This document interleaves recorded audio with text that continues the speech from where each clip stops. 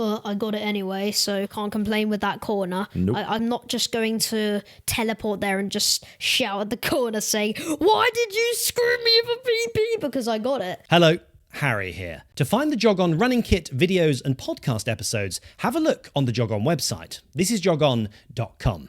A quick thank you has to be given to all of our active supporters over on Patreon. Paul and Heather Leeming, Jonathan Green, Adam, Glenn and Joe Orford, Gordon Jump, Wilmore King, Nicole Abbott, Graham Loosely, Hugh Owen, Laura Hills, Frederick Skinderholm and Ian Brown. Their support genuinely makes a huge difference to keep building this community and the podcast. So, thank you. If you're interested in being one of them and also getting a shout out on this podcast, check out the Jog On Patreon page for more. Thank you. I'm Harry Morgan, and this is Jog On.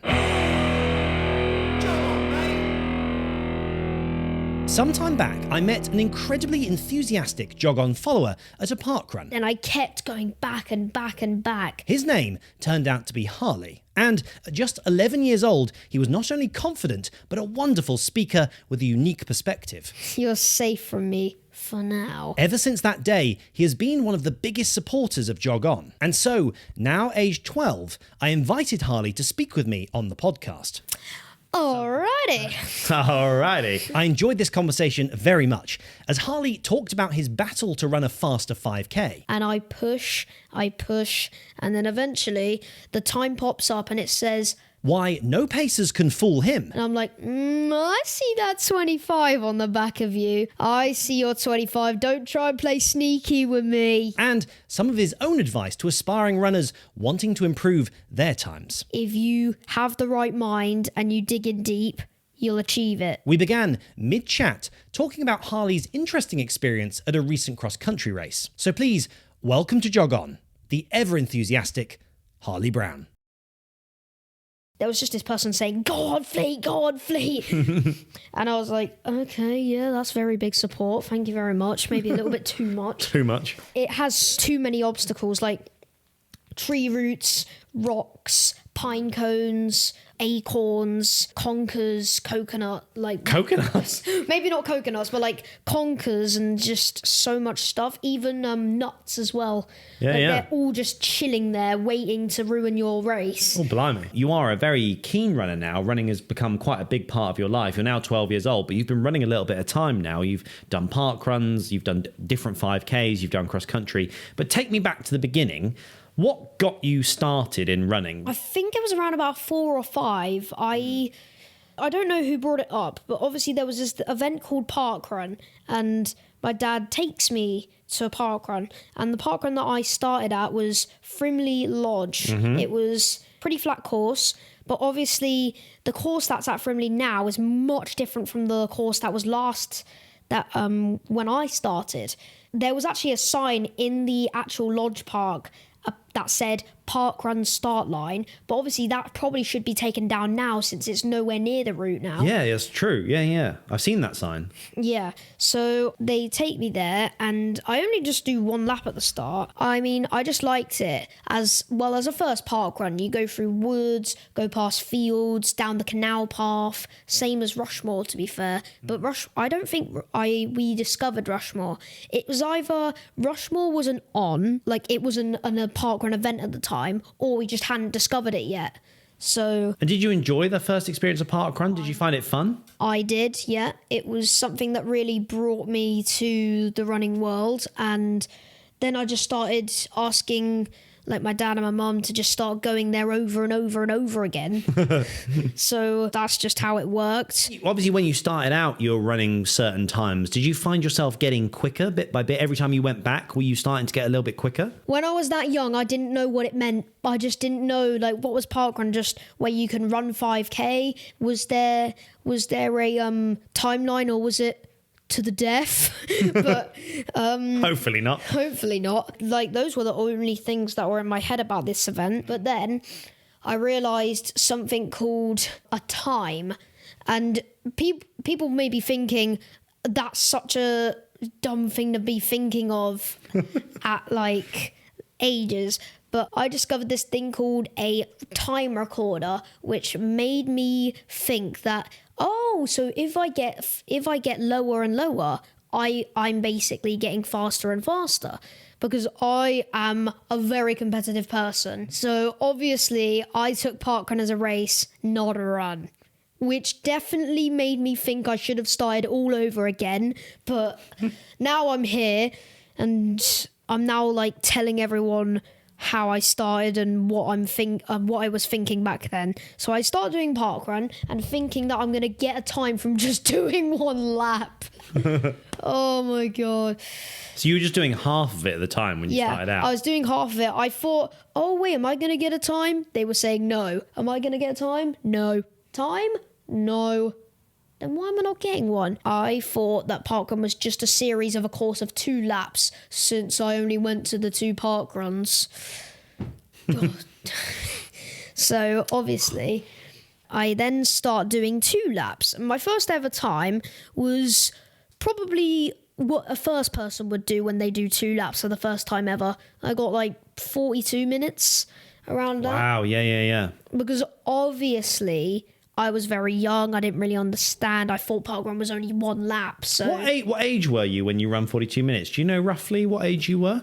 I checked the year and pretty sure it said 2017. So that's about 6 years ago now. So you're probably about 6, 7. yeah, 6 or 7, because when I was 4 or 5, I was only running like just 1 lap of parkrun. Well, So that's what we all do when we're 4 or 5. exactly. I mean, parkrun wasn't born until 2004, so Correct. Any of those youngsters who were starting to do them then maybe thought it was just an adult event, but it's not. I mean, there is junior parkrun, which I've pretty much quit, but obviously That's a great intro, because being 2 kilometers rather than 5, that's a wonderful start, isn't it? Until you're much more comfortable with the distance. But I started the 5K first. I don't know what is wrong with me, but I just... You went in deep end. I was in the deep end. You jumped straight in. I dived into the 5K instead of the 2K. You did 1 lap, you just did half 5Ks, so you started off really nicely when you were young, and then you just built into it. It's only 500 meters extra. But then I started doing the actual 5K.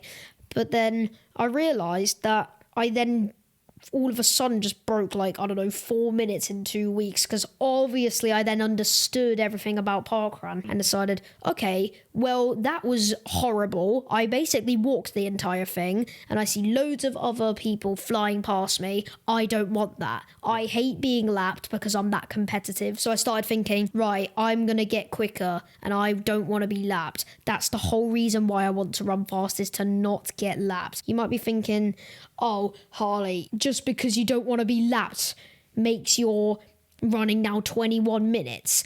Oh yeah, well, I agree with you, I feel like it's a really dumb idea, isn't it?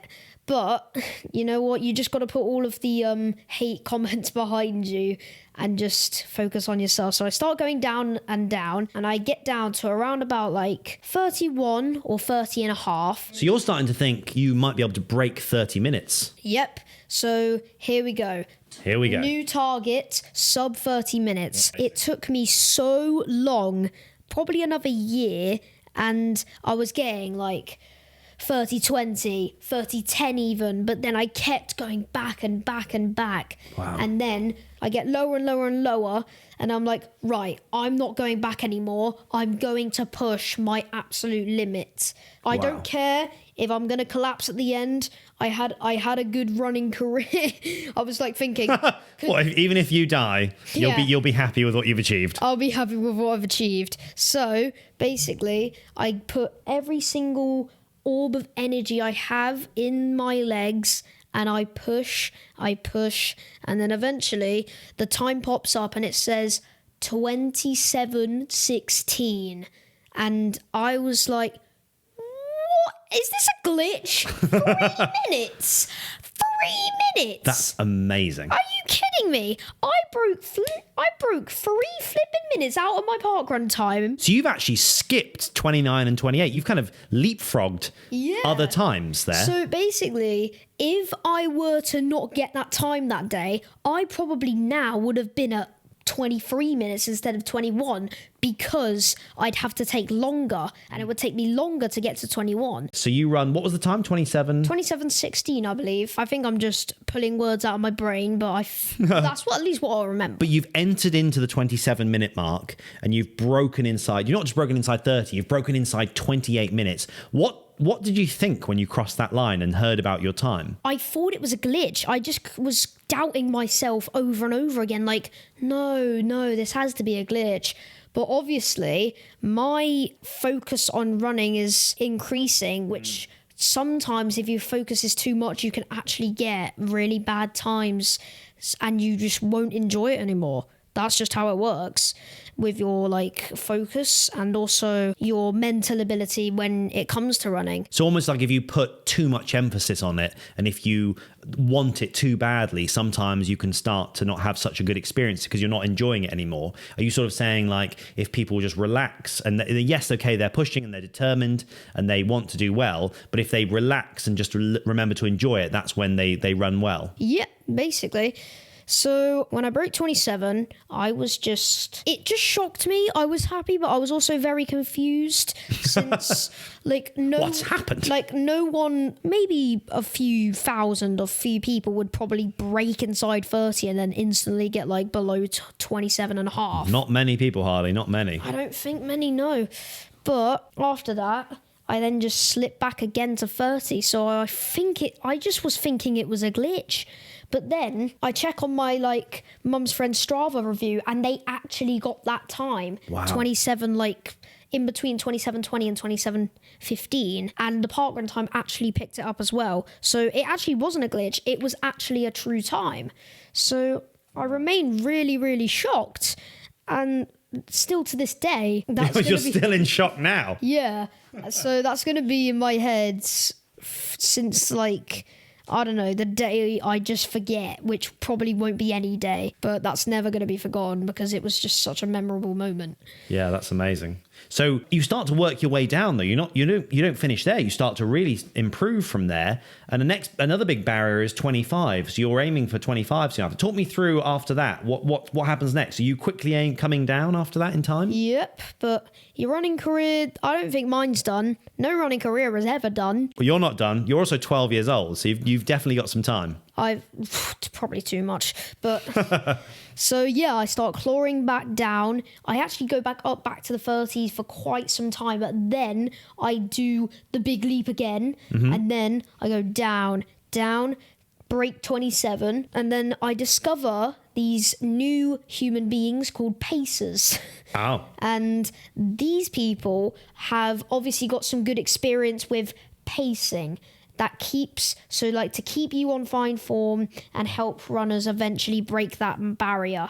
Because obviously you don't want to be just distracted by a watch all the time. So what if I were to get ahead of them, I ask? And they were like, well, you've broken the barrier unless they are inexperienced and don't know anything about breaking barriers. Yeah. Oh, okay, so we got to hope that they're experienced runners that can actually help me. So I look for paces on that day and I see a 20, I think it was a 26. But now I'm fast forwarding to when I'm at Rushmore. Yeah, tell me about that because that was amazing. So I then discover Rushmore. It was before their 100th ever parkrun, I think. And I look at the parkrun layout and I think it was the perfect one to go for PBs. Parkruns that are non-entertaining, I believe, are the best ones for PBs though, because if your mind gets taken off the pain, it can sometimes be too distractive that it can ruin your race and maybe you could trip up or something. I understand. But sometimes it's actually those park runs that could even be described as a little bit boring, which are just sort of a plain, flat tarmac loop, that the advantage or the trade-off, if you like, from them not being the most scenic park run is that they are quite good for quick times and they're quite fast. Yeah, they are very good indeed. So tell me about when you finally go to break 25 minutes that day. Did you have a pacer that day for the 25 minutes? I did have a pacer that day, but I want to go back a few weeks to when I actually got I broke my goal, but I didn't break the actual goal, if you know what I mean. Yeah. So basically,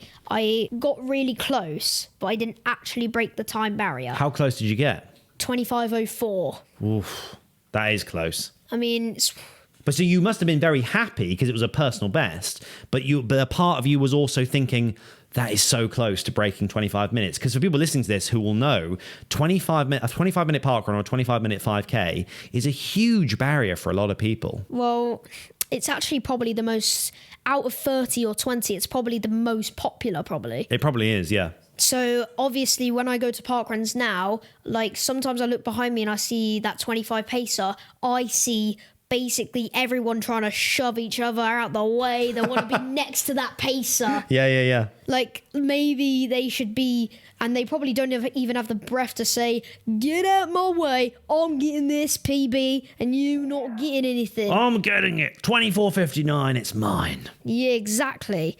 So, and pacers will be like, oh, don't worry, 15 minutes in, just another exact 10 minutes of listening to this. I don't want more of this. Just shut up and let me run, please. Sounds like a terrible job being a 25-minute pacer. Exactly. I've paced a few different times. I've never paced 25 minutes. I didn't know it was such an arduous experience. I have though. You've paced 25 minutes. Yeah, I have.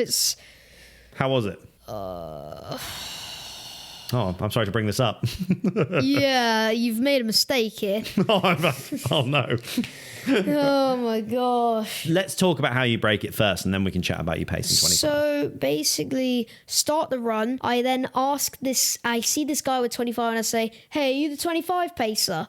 And then he says, oh wait, I think I'm 26. You might need to go a little bit ahead, because obviously he knows I'm young and he knows I'm not really experienced with pacers, so he wants me to try and get more and more ahead.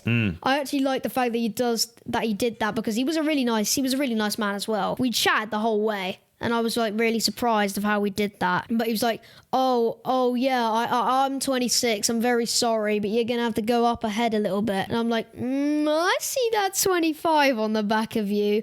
On the back, on that little shirt there, I see the number 25. I see you. I see that 25.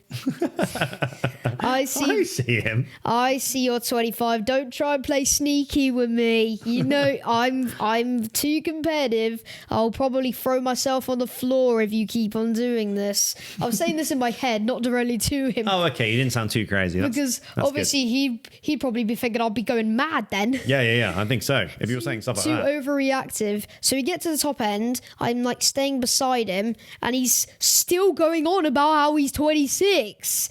And I'm like, well, you're not though. So can you maybe help me get below 25? And he said, but I think the pacer ahead can do.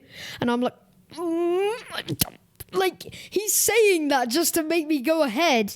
And are you chatting the whole way until the final straight? Are you still talking? Are you with him on the final straight? Yeah, but I'm sort of pushing ahead as well. So you start to pull ahead then, because you're thinking, if I can beat him, I'm going to be hopefully in the 24s. Yeah, but for some reason, the 24 pacer lacks behind and he's with us. Oh. So like, oh, wait, I don't know who's right or who's wrong here, because 25 says to the 24, oh, I'm exactly 5-minute pace. So now he's admitting that he's a 25 pacer, not 26. So I knew it. So obviously he's saying, oh yeah, I'm exactly 5-minute pace, so you need to boost ahead. And this was about to go on the canal path on the second lap as well. So I just see him start legging it like literal Usain Bolt himself. Wow. Trying to get a really good gap on the 25, because obviously he's 24. Well, not in age, but but actually getting time. So he needs to try and leg it to get to the actual time barrier, because I was really confused, but I didn't want to let that stop me. So, yep, I started sprinting. I had loads of my parents' friends with me, and they were also cheering me on as well. And so as you're coming down the home straight, are you thinking, I think I'm going to break 25 here? Yeah, because the 25 was also starting a sprint as well, so I had a bit of a challenge here. But I think normally pacers would do that as well, to try and make the people ahead nervous, saying, oh God, I need to start going away. If you're a pacer, you normally say, go, try your best to get away from me. You do, yeah. Like try and get away from me. If you want to break it, you're gonna want to get away from me. I know if you're a big fan, but you're gonna want to get away from me for just a few seconds, and then you can chat. I've paced a couple of times before. I did a 21, and I've done 20, 21, and 22, and all of them, when there's people with me, and sort of even that last kilometer, I'm starting to encourage people to get in front of me, because I'm saying, look, I'm the barrier here, so like, let's get in front. If you want to go under this time, get in front of me. I'm like that barrier. If you go behind me, then it's over. It is over for you.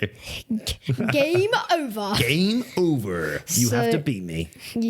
You tried, but you couldn't catch me. So you crossed the line. I guess your parkrun result eventually comes through. And what did you think when you saw the time that you were under 25? I just... I may have not ran out and then started swinging on my swing almost to the point where I went literally to altitude height. I was so it was such a really cool moment. I was just really happy about it. I just I've achieved that 25 goal that most runners want to try and beat. When I just say this, it's always hard to get the goal, but if you have the right mind and you dig in deep, you'll achieve it. That's just what I say. Yeah, that's very good advice. If anyone's listening to this right now and you want to break 25, listen to what I just said. Yeah, I'm sure they will. I'm sure they will. I think I'd like to take you forwards, Harley, to when you run your current PB, which is 21 minutes and 36 seconds.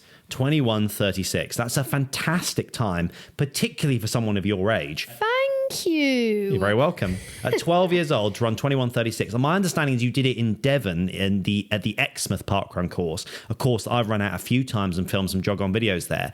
So talk to me about that day and what that was like and why you think you ran that. Did you just push very hard that day? Well, it's obviously a really good course. You've got very flat straights, Orcombe Point, and then the other corner that's sharp, probably too sharp to go for a PB. But I got it anyway, so can't complain with that corner. Nope. I'm not just going to teleport there and just shout at the corner saying, "Why did you screw me of a PB?" Because I got it. I mean, don't worry, Orcombe Point, you're calm. You're calm. You're safe. You're safe. From Harley's wrath. You're safe from me. For now, because obviously there is some sand on that which can easily slip you over. Yeah, absolutely. So it was very hot on the day as well. And you wore trail shoes that day, didn't you? I did, mainly because of the sand at Orcombe Point. I don't know why I put them on, but they were probably the only, and also because they were probably the only shoes I had that day. I just had no choice, but I went with them anyway. They were pretty good. They felt really nice and they felt bouncy as well because it was obviously really good tarmac, like Exmouth. And you won't get the usual bounce if you're on either sand, grass, or maybe muddy hills or snow even. Mostly sand, because sand is just a killer.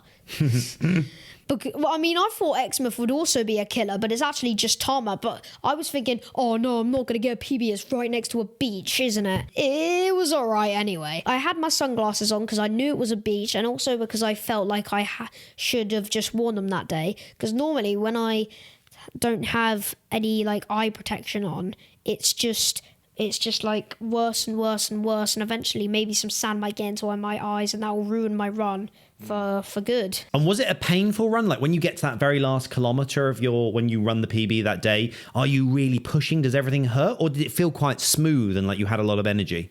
I didn't feel any sort of bad thing. I just felt really fast. I just felt so fast that I'm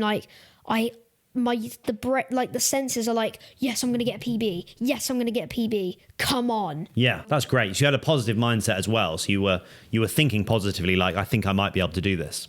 Yep. And I turn around Orcombe Point. I keep that pace going. A few jog on tops go by. My friend Matthew, the jog father himself, Steve Morgan, Gary Coulter even. Yep, you Gary had him Coulter as well. And he was actually filming as the 30-minute pace or 30-minute pacer, I think. And I go past and I see myself in another video. I'm like, oh my God, it's me. And then your emotion when you found out that you'd run 21:36, were you very happy? It was, yeah, knocked off some more seconds again. And it's just an amazing moment. Yeah, absolutely. That's fantastic. It's always the time when you get a PB, you know? That's just how it's really good, isn't it? It is. Harley, I can't sit here with you today doing this podcast chat and not ask you about Jog On specifically. You're sitting here with me, both wearing our Jog On hoodies. One of the reasons you've got onto this podcast is because you've shown such fantastic enthusiasm for Jog On for the last year and a half now, since you first discovered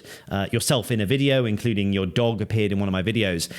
So I want to ask you a bit more about Jog On, how you found it, but particularly what you like about Jog On. Is it the orange? Is it the community? Is it the enthusiasm? Why do you watch the Jog On videos? What do you like about it? It just started with, I was thinking this in my head like for quite some time. Imagine there being running YouTubers. That would be really, really cool thing to be doing. Like just like seeing running YouTubers for like a really long time, and I don't know, it would just be like really cool to see a running YouTuber. I am now currently seeing a running YouTuber sitting on my couch right now in front of me. Here I am. So it started with my granddad posting me a link to my dad about a video with my dog in it. And what words did I hear? Cloud with legs. And I'm like, okay, that's a cool way to describe it, isn't it?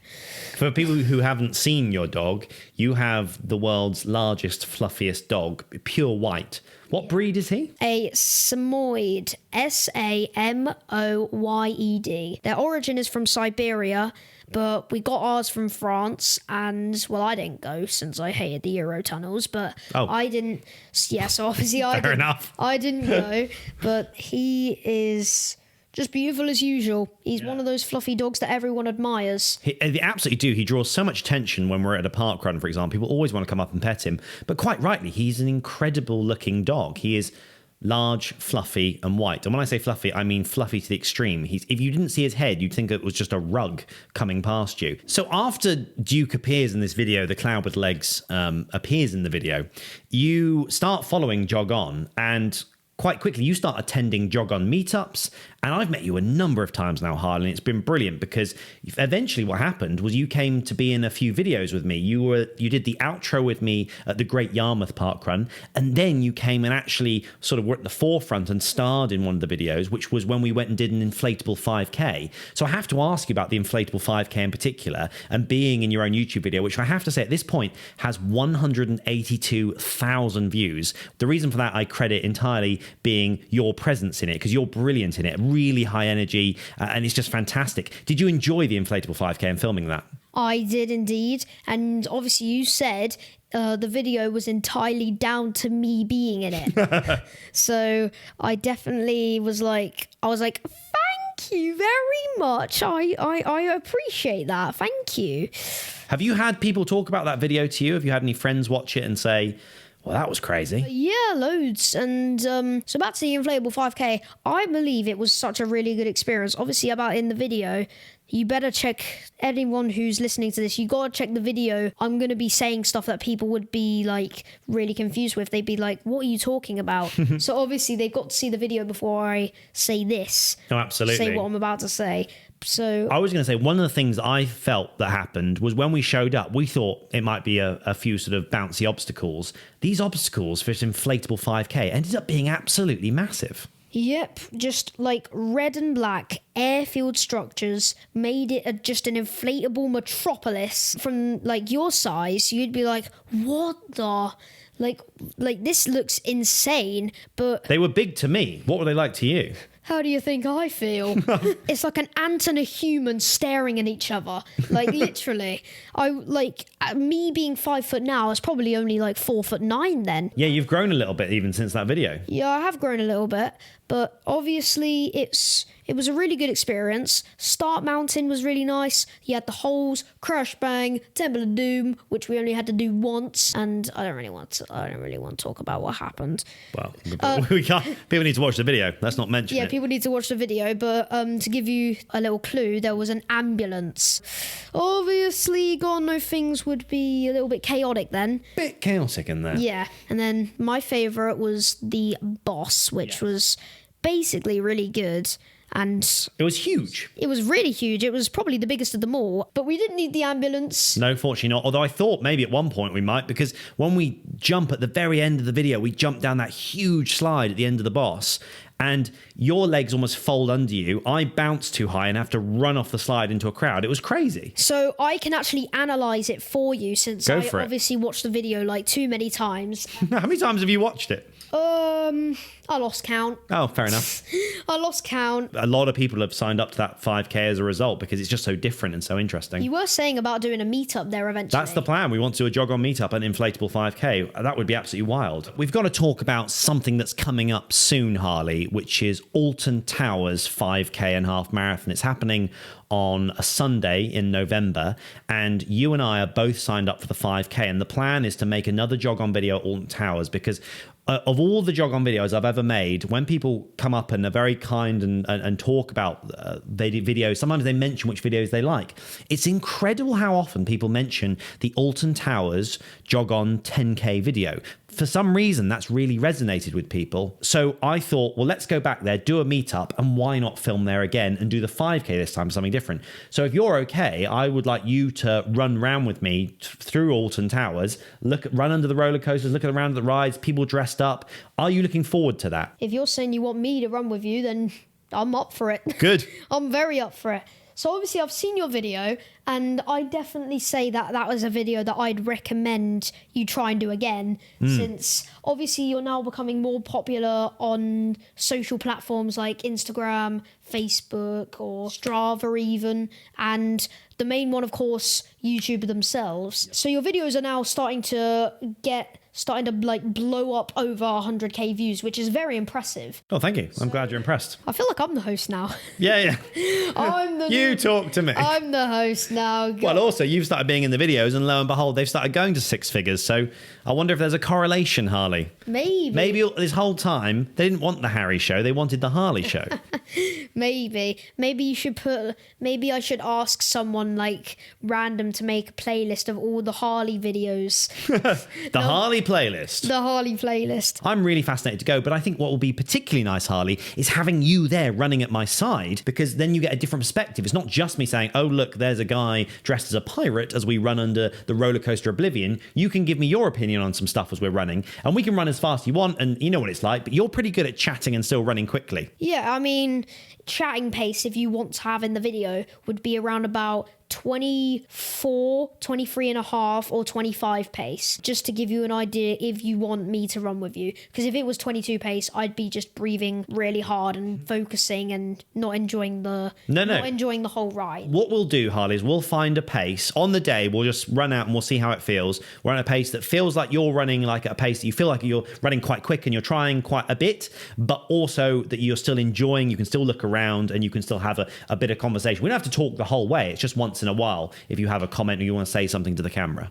Yep, well, yeah, I'm happy with that. So, I hope that guy that was preparing for a robbery, you know that Oh yeah, criminal Ed Sheeran, that guy, obviously I hope he's not going to trip me up again. You're looking forward to Alton Towers 5K? I am. It's going to be very good. I've obviously seen the video and I've obviously seen what it looks like.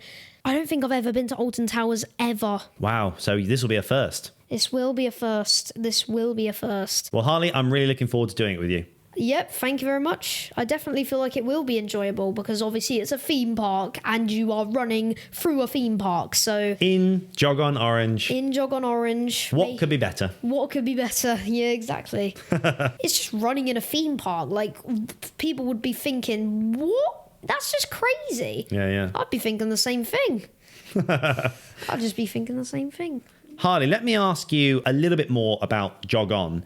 I'm going to ask you a question now that I know we talked about a little while back, and you said it was quite a difficult decision. But if I was to say to you, you can only watch one Jog On video for the rest of your life, and you can't watch any other Jog On videos. This is obviously a difficult decision already. What would be your favorite video if you had to pick a Jog On video?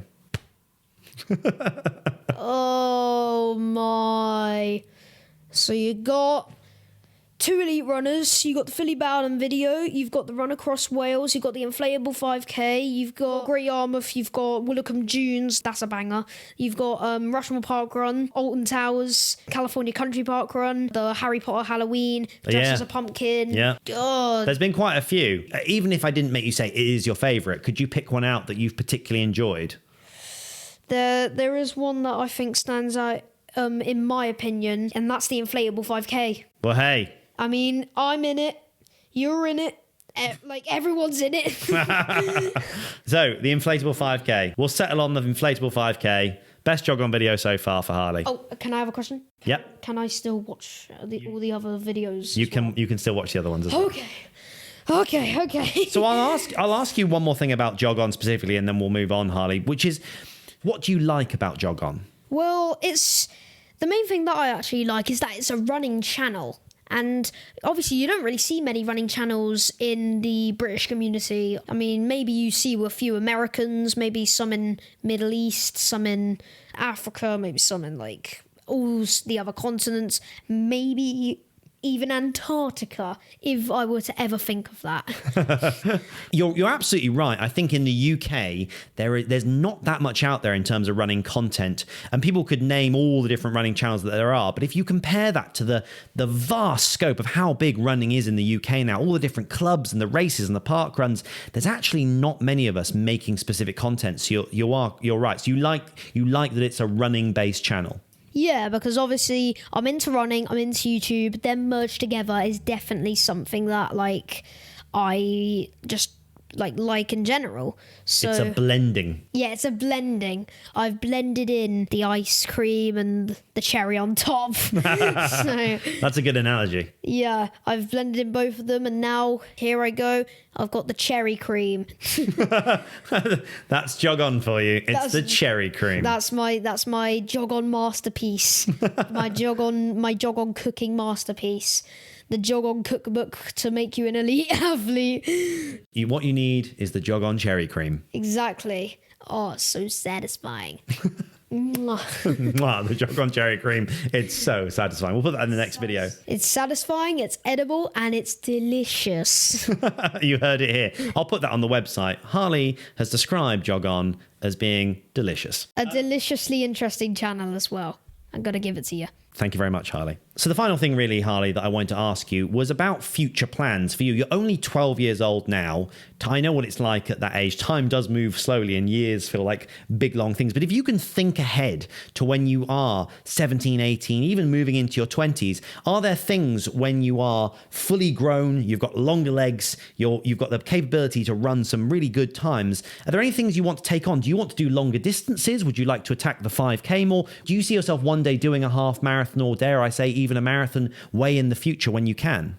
Well, definitely, if I'm into 5Ks, then I'm definitely going to push on to 10Ks, like maybe even like 20Ks, and then like a half marathon, and then, speak of the devil, a marathon itself. A marathon as well, wow. Yep, future plans would be...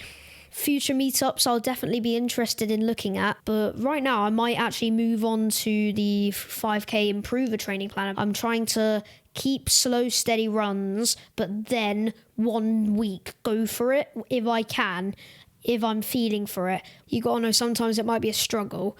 Absolutely. Sometimes it's a struggle a lot of the time, even for some of the best runners I know and I've met. They'll tell you not every run is easy. Yep, not every run is. And what I've seen is from loads of like running elites, maybe even some channels, they have this quote: don't go for a PB every week, it won't work. It's so true.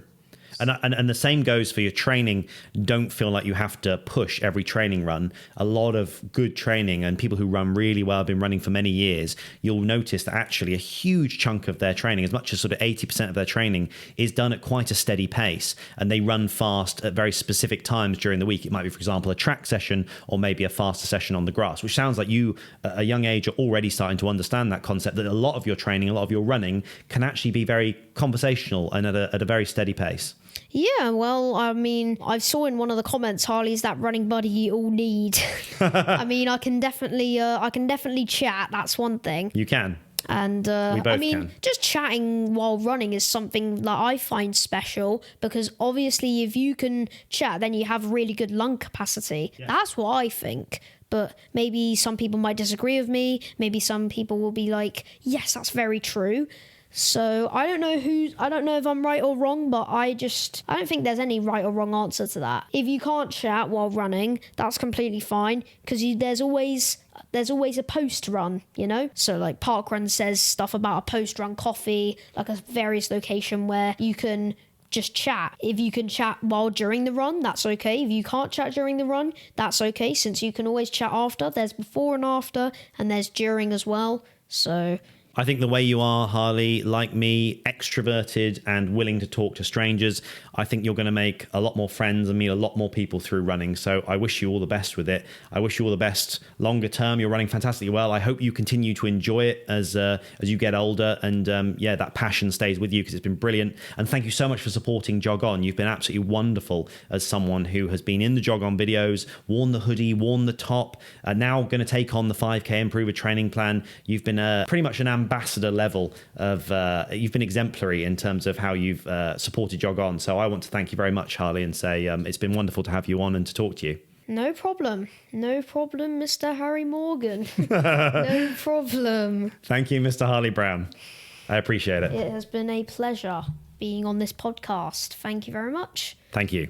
Well, that's where we're ending it, viewers. I'm Harry Morgan. That's Harley. And this is Jog On. Yes. For the Jog On running kit, visit our website, thisisjogon.com. And to support us further, plus get a podcast shout out, it's patreon.com/thisisjogon. I'm Harry Morgan. Go for that run. And this is Jog On.